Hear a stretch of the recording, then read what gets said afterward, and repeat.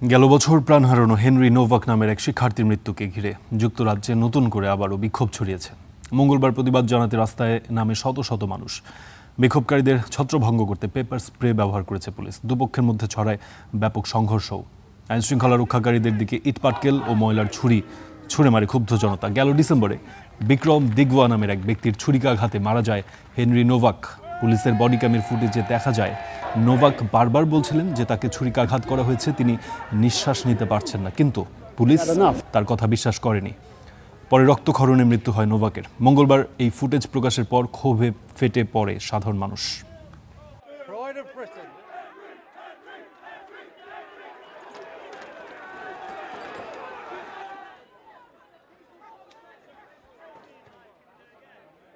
Henry Novak was kind, thoughtful.